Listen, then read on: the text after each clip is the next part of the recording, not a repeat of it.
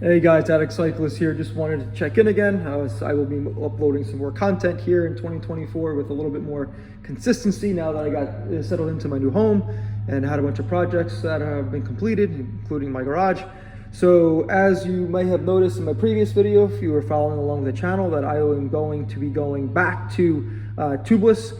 I've been anti-Tubeless for 2 years now, or 2 full seasons, since I had my Cannondale System 6, that I had a set of Schwalbe Pro 1 tubeless that I was, at the time I was using the Stan's Race Sealant. That I also tried the Cafe Latex, and I even tried this additive that had a little bit of granules, and I was just getting flats all over the place, and had one catastrophic flat. I ended up deciding to call my wife to come pick me up, so I didn't want to put a tube in that shit slot mess.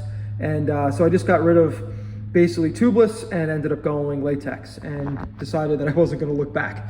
But in the middle of this transition here, I did have a video on my experience with the TPU tubes. At the time I was using Vittoria, so I ended up trying to go with the Revo Race Ultra lights from Revolup. These are extremely light.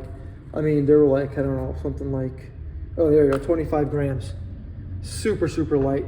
But I felt that they rode a little rough, but I was willing to sacrifice that rough ride, just knowing that these tubes were very light, very easy to install.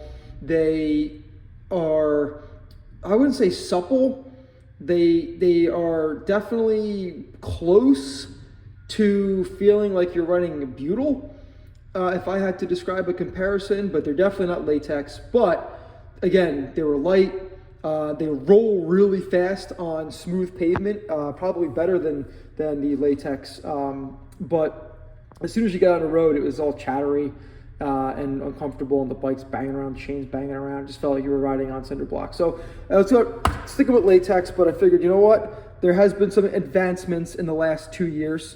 Silca's Sealant did not exist, which I am anxious to try because there have been some phenomenal reviews online, and I did watch the video from Silca explaining to this audience on how they created their carbon additive, how they delaminated it, and how it finds the holes a lot easier than it would be if you were using like a glitter or like a grit or like a sand, you know, and also the fact that it's a foaming type of sealant.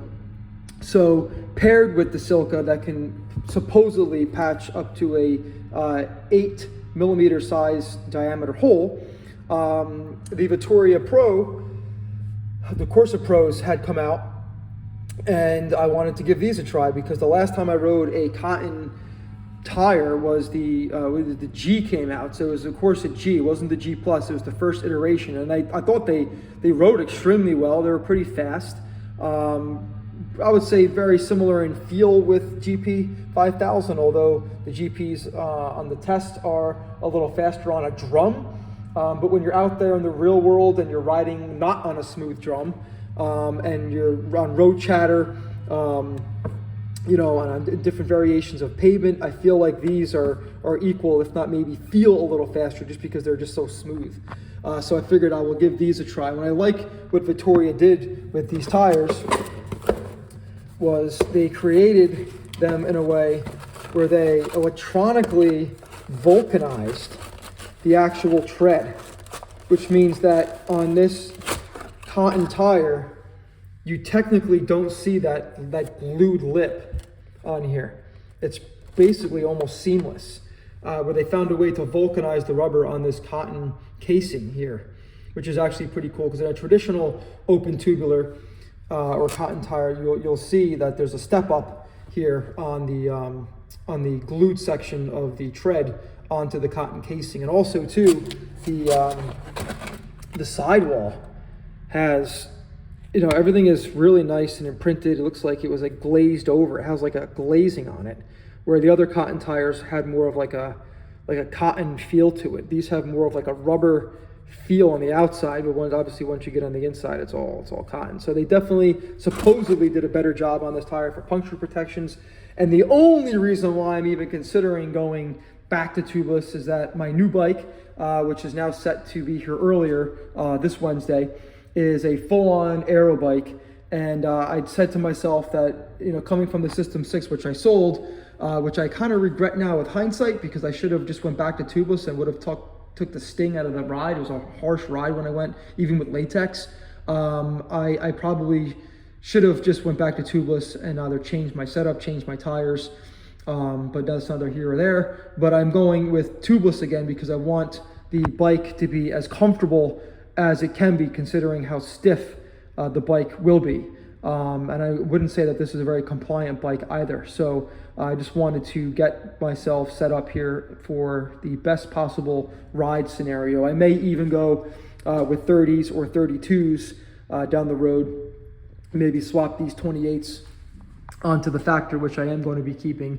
Right now I am retesting the TPU tubes, and I'm running those Revel loops in here with an 80 mil stem. They look pretty cool. On a pair of Continental GP 5000 25s. But on this bike, I will be going to 28s this year to give those a try. I've never tried any tire larger than a 26 millimeter, which was the S-Works the last time I was on a larger tire than 25. So, but yeah, some other goodies for the new bike, the Dura Ace 9100 pedals with the 4 millimeter pedal adapter built into the spindle, and tried and true Arundel Mandible Cages. These are the flat carbon. Got a pretty nice look to them. I'm not sure if I like the white on the side, but I can get used to it. The Arundel cages that I have on my Factor are really nice. They're a gloss 3K to kind of match that. These are logoless here, which I do kind of like. But that's pretty much my update here. So stay tuned for my bike revealing probably between Wednesday and maybe this weekend. And then I'll be making some minor adjustments to that bike too. But again, adding these tires, obviously these pedals, these cages, and potentially even a new saddle. So, all right, stay tuned. Appreciate the views, and thank you. Be well.